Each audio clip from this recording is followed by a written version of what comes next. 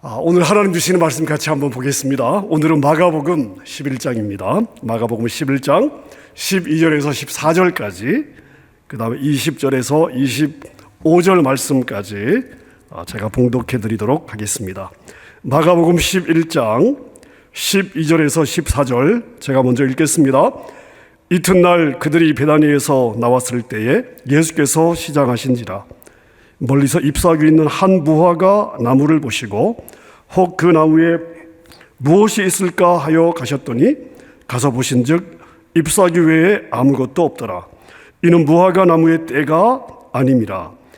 예수께서 나무에게 말씀하여 이르시되 이제부터 영원토록 사람이 내게서 열매를 따먹지 못하리라 하시니 제자들이 이를 듣더라. 20절부터 다시 읽습니다. 그들이 아침에 지나갈 때에 무화과 나무가 뿌리째 마른 것을 보고 베드로가 생각이 나서 여짜오되 랍비여 보소서 저주하신 무화과 나무가 말랐나이다.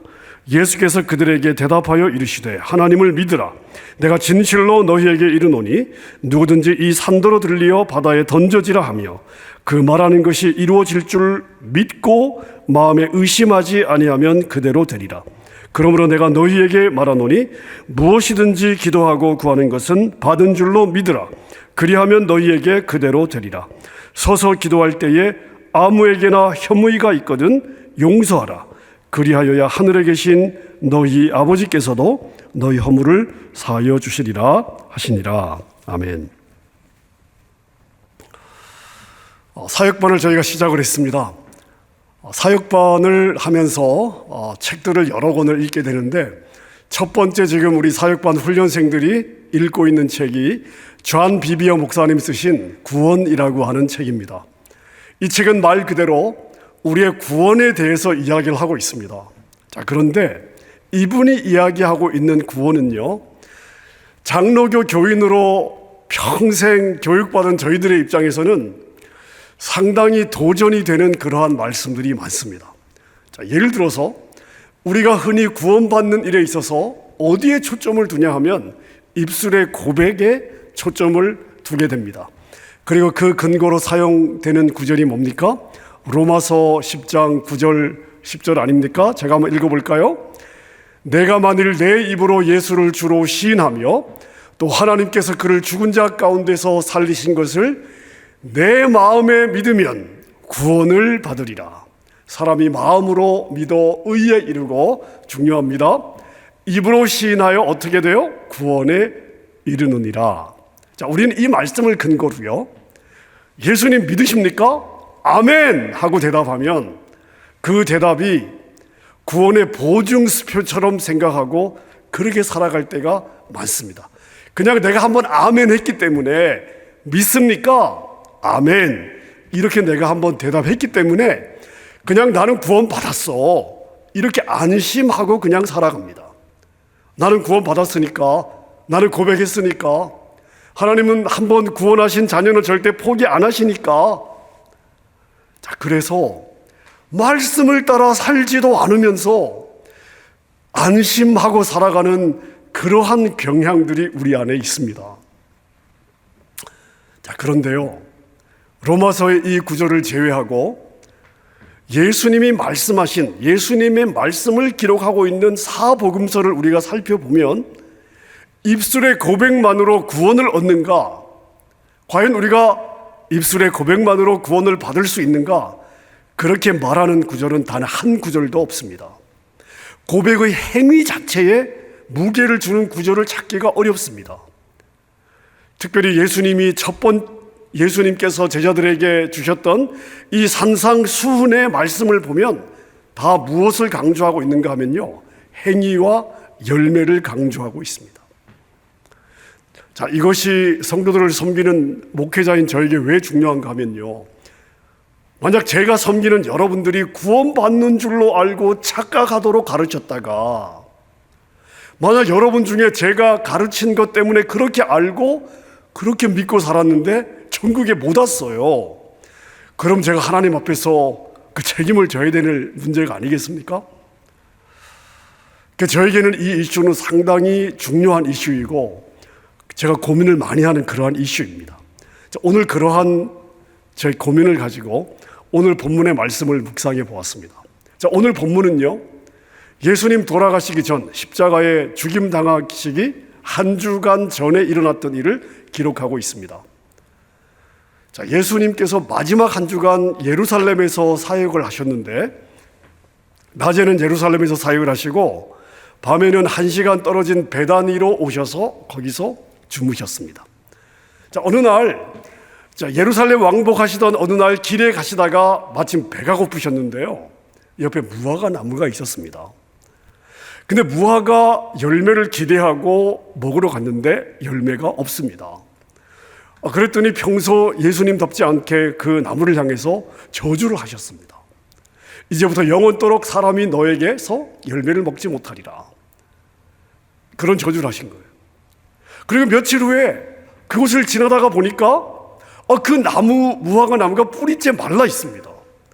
그러니까 예수님의 저주를 받고 그 나무가 즉시 말라 죽어버렸던 것입니다. 자, 이 본문을 보면서 먼저 생기는 의문이 있습니다. 오늘 보면 13절에 보면 서로 앞뒤가 맞지 않는 것처럼 보이는 내용이 있습니다. 오늘 보면 13절을 보시면요, 이런 구절이 있습니다.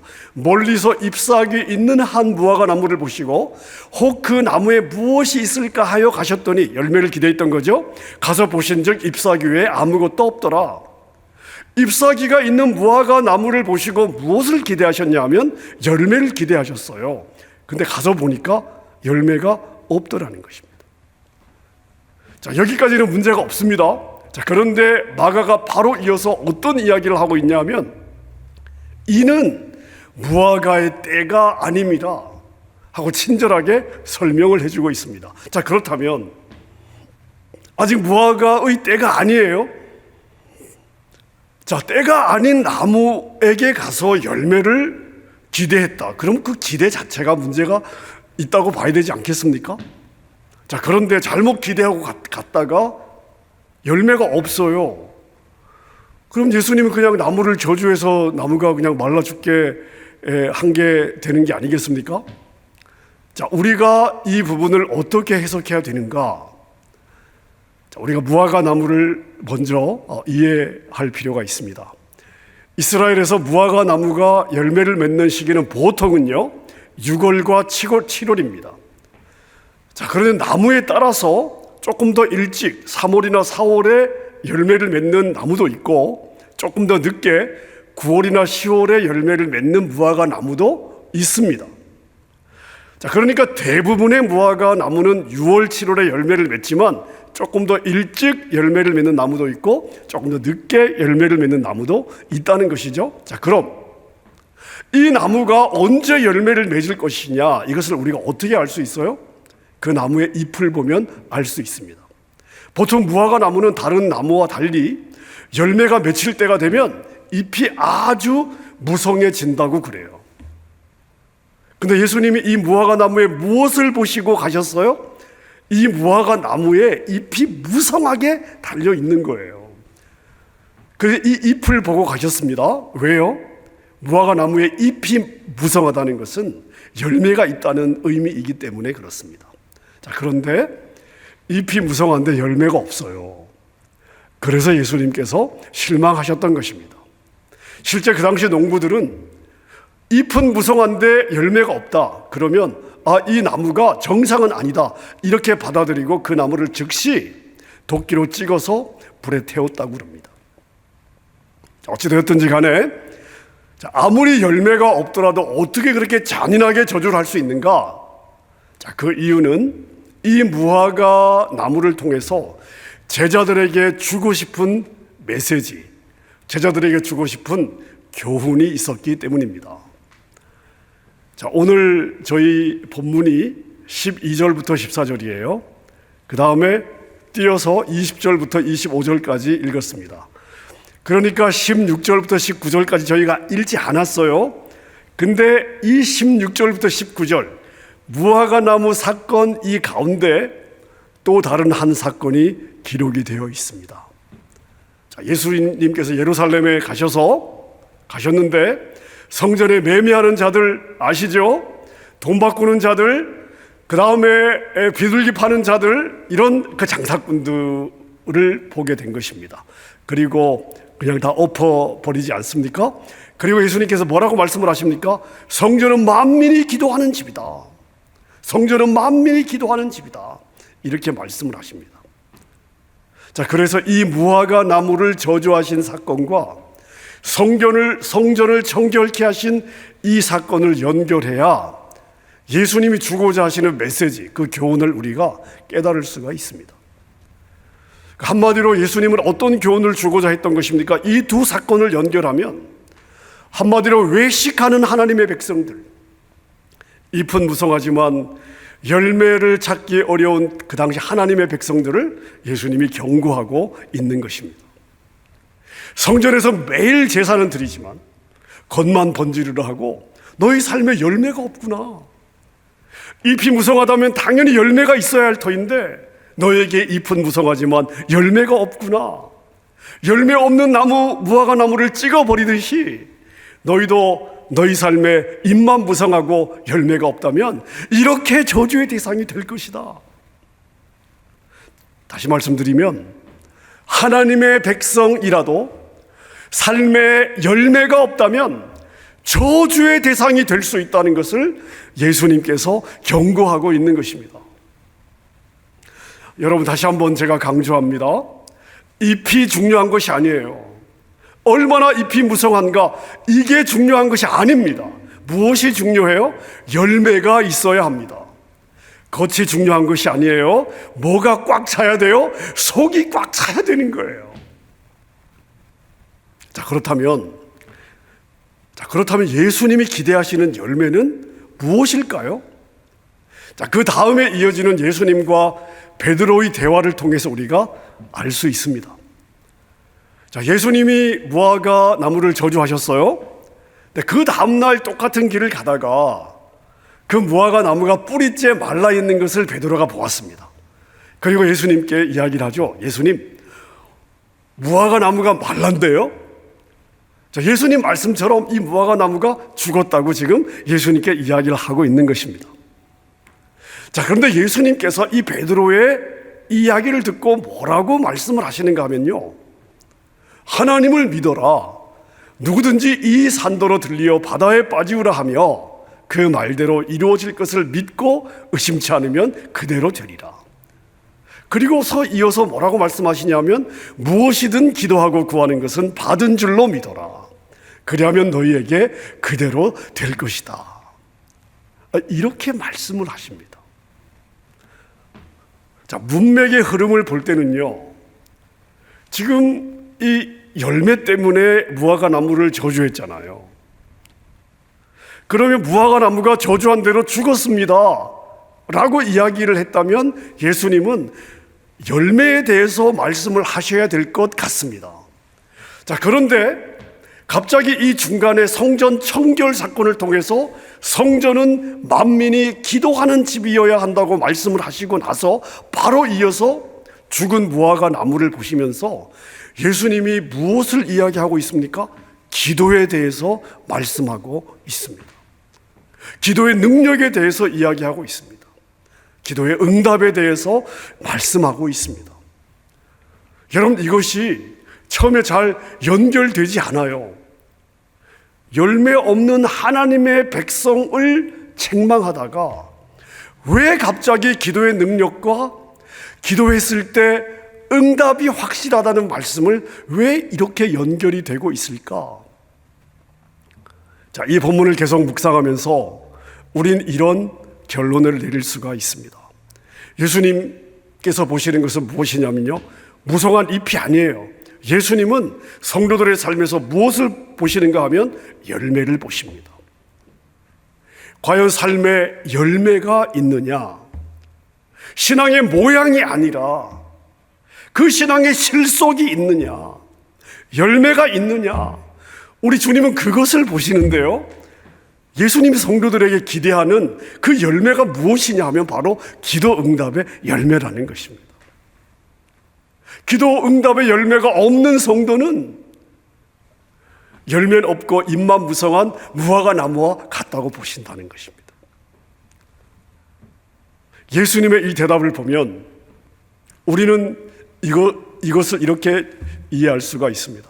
이 땅의 성도들의 삶에 잎은 무성한데 열매가 없는 이유가 뭐냐? 성도들이 기도하지 않기 때문이다. 예수님은 그렇게 보시는 거예요. 왜 성도들의 삶에 열매가 없느냐? 기도하지 않기 때문이다. 기도하면 하나님이 열매를 주실 텐데, 산더러 들리어 바다에 빠지라 해도 하나님이 그렇게 역사해 주실 텐데 그 삶에 믿음의 열매가 없어요. 왜요? 산더러 들리어 바다에 빠지라고 기도를 하지 않으니까요. 자, 그럼 기도하지 않는 이유는 무엇일까요? 하나님을 믿지 않기 때문이라는 것입니다. 하나님을 믿지 않으니까 기대가 없습니다. 기대가 없으니까 당연히 기도는 안 하게 되는 것이죠. 기도하지 않으니 삶의 열매가 없습니다. 이렇게 연결되어 가는 것입니다. 자, 그래서 열매 없는 성도는 잎만 무성하고 열매가 없는 무화과 나무와 같다. 이런 무화과 나무는 찍어서 불에 던져버려야 한다. 우리 예수님이 이렇게 경고를 하고 있는 것입니다. 오늘 이 말씀을 묵상하다가 누가복음 19장이 생각이 났습니다. 예수님께서 나귀를 타시고 예루살렘 성으로 들어가시다가 갑자기 예루살렘 성을 보시면서 막 목 놓아 우시죠. 그리고 이어서 예루살렘 멸망에 대해서 예언을 하십니다. 돌 하나도 돌 위에 겹치지 않고 다 무너질 것이다. 이런 예언을 하십니다. 자, 우리가 역사를 보면 실제 어떤 일이 일어났습니까? 예루살렘 성은 예수님이 그렇게 예언하고 몇십 년 후에 로마 군인에 의해서 완전히 파괴가 되었습니다. 그 당시 유월절을 지키려고 사방 천지에서 모여들었던 유대인들이 예루살렘에 있었는데 로마 군대가 포위하고 공격하는 바람에 약 100만 명 이상의 유대인들이 비참한 죽임을 당했습니다. 자, 아무도 예루살렘 멸망을 보지 못했습니다. 아무도 그 예루살렘이 멸망할 것이라고 생각하지 않았습니다. 하지만 우리 주님은 그 예루살렘의 멸망을 내다보면서 너무 마음이 아파서 우셨던 것입니다. 자, 그런데 예루살렘 성을 보고 우시던 예수님께서 예루살렘 성전으로 들어가셨습니다. 들어갔더니 성전 안에서 무슨 일이 일어나고 있습니까? 장사하는 사람, 돈 받고 주는 사람, 비둘기 파는 사람, 난리도 아닙니다. 우리 주님이 어떻게 하십니까? 그 상들을 다 엎어버리지 않습니까? 그리고 우리 주님이 하시는 말씀이 있습니다. 내 집은 만민이 기도하는 집이라. 바로 오늘 본문에 우리가 읽지 않았던 그 우리가 읽은 두 본문 사이에 끼어 있었던 성전 청결 사건, 누가복음 19장의 똑같은 사건을 지금 이렇게 조명하고 있습니다. 내 집은 무엇하는 집이에요? 만민이 기도하는 집이다. 다시 말씀드리면 예루살렘 성이 멸망당할 수밖에 없는 이유가 뭐냐? 예루살렘 성의 멸망의 이 저주가 다가오고 있음에도 불구하고 하나님의 백성들이 알지 못하고 깨닫지 못하는 이유가 뭐냐? 하나님의 백성들이 기도하지 않기 때문이다. 기도하지 않기 때문이다. 성전을 섬기는 섬김이 있었습니다. 매일 제사가 드려졌습니다. 아무도 그 안에 문제가 있다고 생각하지 않았습니다. 그러나 그 성은 멸망을 향해서 달려가고 있었습니다. 왜요? 기도해야 할 성전에 기도가 멈추어져 있었습니다. 기도해야 될 성도들이 습관적으로 예배는 드리고 있었지만 하나님과 영과 영의 연합 안에서의 기도는 이루어지고 있지 않았습니다. 그래서 이 성은 영적으로 죽어 있었습니다. 그래서 멸망당할 수밖에 없었고 멸망을 향해 달려가면서도 깨닫는 자가 없었습니다. 여러분, 오늘날은 어떻습니까? 이름은 그리스도인이지만 잠들어 있는 그리스도인들이 너무나 많습니다. 잠들어 있는 교회들이 너무나 많습니다. 하나님을 아는데 머리 지식으로만 압니다. 영과 영으로 하나님과 연합하는 것이 무엇인지 개념도 없는 성도들이 너무나 많습니다. 매 예배 참석은 합니다마는, 섬김도 있습니다마는, 적어도 겉으로 볼 때는 오늘 무화과 나무처럼 정말 풍성한 잎사귀가 있습니다. 자, 그런데요, 한꺼풀 속을 들여다보면 열매가 없습니다. 자, 그런데 주님이 그 속을 들여다보기 전까지는 그 속이 어떠한지 자기 자신도 속고 살고 있습니다. 이 자기 기만이에요. 스스로 속고 살고 있는 것입니다. 자, 여러분의 신앙생활을 한번 돌아보십시오. 더군다나 이 팬데믹의 상황에서. 자, 여러분의 신앙생활은 어떠십니까? 바쁘고 분주하게 살다가 세상이 멈춘 것 같은 이러한 상황을 맞이하면서 오히려 분주하게 살 때는 돌아보지 못했던 내 자신의 내면, 자기 자신의 내면을 정직하게 돌아보시는 분들도 많이 있으실 것입니다.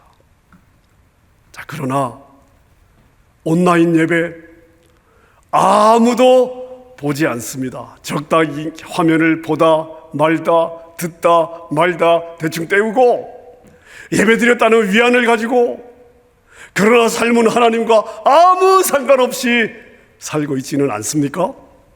여러분, 만약 그렇다면 우리는 정말 그 하나님을 두렵고 우리가 섬겨야 될 그 하나님으로 믿는 사람이라고 말할 수 있을까요? 하나님이 어떤 분이신지를 안다면, 성경이 우리에게 보여주고 있는 그 하나님을 내가 안다면, 여러분, 우리가 과연 이렇게 살아갈 수 있을까요? 그분의 은혜로 죽을 인생이 영생을 얻고 새 사람이 되었다는 것을 믿는다면, 그 믿는 사람이 이렇게 하나님 앞에서 무책임하게 살아갈 수 있을까요? 그러고 늘 투덜거려요. 내 삶은 왜 이토록 무력한가, 무기력한가? 왜 내 삶에는 이렇게 기쁨이 없는가? 왜 내 삶에는 믿는 능력이 없는가? 왜 활력이 없는가? 왜 꿈이 없는가? 왜 나는 풀리는 게 없는가? 신앙의 연조가 쌓일수록 하나님을 더 깊이 알아가야 되는데 무엇만 쌓여요? 매너리즘만 쌓이는 거예요. 여러분, 우리 신앙 연주가 쌓일수록 주님과 생명의 관계가 더 진한 교제, 더 깊은 교제가 있어야 되지 않겠습니까? 그 주님을 향하여 어린 아이와 같이 더 순전한 사모함이 점점점 그 안에서 커져야 되지 않겠습니까? 더 겸손한 성품으로 주님을 닮아가야 되지 않겠습니까? 내 삶에서 주님의 향기가 뿜어져 나와야 되지 않겠습니까? 그런데 이것이 어떻게 가능하다고요? 기도해야 가능하다는 것입니다. 기도로 내 본성을 꺾고, 기도로 세상의 낙심을 꺾고, 기도로 두려움을 몰아내고, 기도를 통하여 하나님이 내 마음 안에 쌓여갈 때 우리의 삶에는 하나님이 주시는 풍성한 열매가 많아진다는 것입니다. 여러분, 이게 제 이야기가 아니에요. 예수님 십자가 죽임 당하시기 바로 며칠 전에 제자들에게 우리 주님이 거의 마지막에 주신 교훈 중에 한 말씀입니다. 기도하지 않으면 우리는 잎사귀만 무성한 무화과 나무가 될 것입니다. 그러면서도 나는 그래 잎이라도 무성하잖아. 아니에요, 여러분. 우리 주님이 인정하지 않는 그런 잎만 무성한 나무는 의미가 없습니다. 기도 없는 자기 열심은 결코 오래가지 않습니다. 성경은 이 부분에 대해서 많은 곳에서 경고하고 있습니다. 우리 예수님이 열매에 대해서, 열매 없는 신앙생활에 대해서 타협하신 적이 없어요. 양보하신 적이 없습니다. 항상 우리 주님은 단호하게 열매를 강조하십니다. 요한계시록 3장 16절, 소아시아 7교회, 특별히 라우디게아에 보낸 편지를 보십시오. 내가 이같이 미지근하여 뜨겁지도 아니하고 차지도 아니하니 내 입에서 너를 어떻게 해요? 토하여 버리리라. 곧 이어지는 19절 말씀은 물은 내가 사랑하는 자를 책망하여 징계하노니 그러므로 내가 열심을 내라 회개하라 말씀하고 있습니다. 사랑하는 여러분, 어떤 상황에서도 주님의 마음으로 주님의 성품을 살아내는 성도들의 공통점이 있습니다. 무엇입니까? 기도하는 성도입니다. 기도는 하면 할수록 더 목말라지고요, 주님이 더 사모가 됩니다. 더 깊은 임재에 대한 진한 갈망이 안에서부터 솟구쳐 올라오게 되는 것입니다. 그러면서 믿음은 더 견고해지고 주님과 친밀한 교제, 다 풍성한 삶, 그리고 풍성한 응답의 열매들을 우리의 삶에서 누리며 살아가게 되는 것입니다. 아멘입니까? 말씀을 맺겠습니다. 두 종류의 인생이 있습니다. 입만 무성한 인생이 있어요. 하지만 열매를 맺는 인생이 있습니다. 입만 가지고 좋아하는 농부는 아무도 없습니다. 우리 아버지는 농부이시기 때문에 우리에게서 열매를 기대하십니다. 하나님이 기대하시는 열매는 우리가 기도해야 얻어지는 줄로 믿습니다. 우리가 그분의 전능하심을 믿고 기도하면 산이 들리어 바다에 옮겨지는 말도 안 되는 기적도 주신다고 약속하십니다. 여러분, 우리의 삶에 이런 열매를 사모하고 이런 열매를 좀 가져야 되지 않겠습니까? 기도하고 싶어도 기도할 수 없는 북한의 지하교회 성도들을 한번 생각해 보십시오. 찬양을 하고 싶은데 찬양할 수 없는 이슬람 땅의 성도들을 한번 생각해 보십시오. 예수 믿는 것 자체에 생명을 걸어야 되는 지역의 성도들을 한번 생각해 보십시오. 여러분, 우리는 얼마나 행복합니까? 그런데 잠자고 있습니다. 우리는 얼마나 많은 특권을 누리고 있습니까? 그런데 내 삶에 활력이 없다고요? 무기력하다고요? 너무 편안함의 문제는 아닐까요?